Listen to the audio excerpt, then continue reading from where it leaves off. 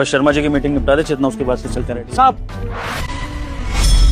साहब अपने जूते उतारो साहब। सर नहीं साहब, मुझे आपसे जूते साफ करने। साहब नहीं, क्या कर रहे हो तुम? मेरी बात समझो साहब, मैं आपका हाथ जोड़ रहा था। मुझे अपने जूते दे दो साहब, मेरी नौकरी चली जाएगी। अरे क्या बोल रहे हो तुम? साहब मुझे जूते दे दो, मेरी नौकरी चली जाएगी। मैं आपका हाथ जोड़ रहा हूँ, मुझे जूते साफ करो। तुम्हारा दिमाग तो नहीं खराब हो गया सर? निशांत हो जाओ एक मिनट।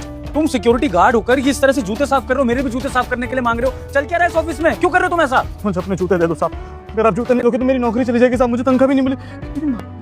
मेरी माँ को कुछ हो जाएगा साहब, मैं आपका हाथ जोड़। तुमने जूते साफ नहीं करे, तुम्हारी नौकरी चली जाएगी, तुम्हें तनख्वाह नहीं मिलेगी। तुम ये क्या बोल रहे हो? विभोर क्या हो रही है? तुम्हारे ऑफिस का सिक्योरिटी गार्ड या मोची की दुकान खोल के भी बैठा है? आ रहा है चेतना, आखिर हमारी कंपनी के सिक्योरिटी गार्ड को हो क्या गया है? इस तरह से कंपनी के गेट के बाहर जूते साफ कर रहे हैं बिना ये सोचे कि हमारे रेपुटेशन का क्या होगा, और ऊपर से डर भी रहा है कि अगर इसको मैंने जूते साफ करने के लिए नहीं दी तो उसकी नौकरी चली जाएगी। भला तुम्हारे दूसरे काम ना करने से तुम्हारी नौकरी क्यों चली जाएगी? और ये जूते साफ करने का तुम्हारा काम है, और तुम डर क्यों रहो? मुझे क्लियर बताओ, बात क्या है? वो कैमरा में देख रही होंगी साहब, मेरे को दे दो साहब, मैं मेरी नौकरी चली जाएगी। कैमरा में कौन देख रहा होगा?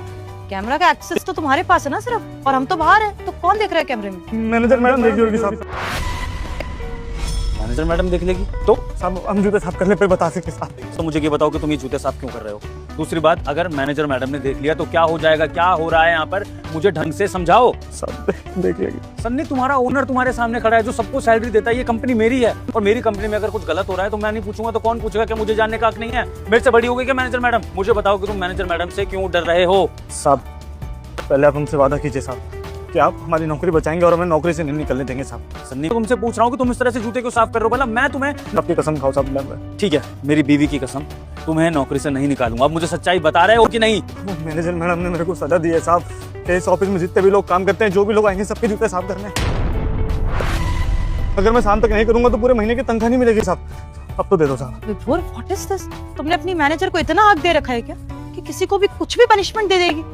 कंपनी है ये, तुम्हारी स्कूल थोड़ी है। तुम्हारे क्लाइंट्स आएंगे, क्या देखेंगे कि ये सब साफ करने की सजा दी क्यों है? क्या गलती करी है तुमने? साहब वो दरअसल साहब वो मैनेजर मैडम ना हमसे अपना ज़रूरी काम करवाते रहती है। कभी कहीं भेज देती है, कभी कहीं भेज देती है।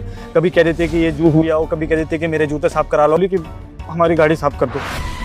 हमने बोल दिया कि हम आपके पर्सनल काम नहीं करेंगे, और लाना ले जाने तक ठीक है, आप अपनी गाड़ी भी हमसे साफ करवा रहे हैं। उसी बात पर गुस्सा करने लगी, कहती कि तुम बता दूंगी ये वो। हम भी, लेकिन मीम साहब ने मना कर दिया। जी मैं भिजवाती हूँ पैसे, यू डोंट वरी।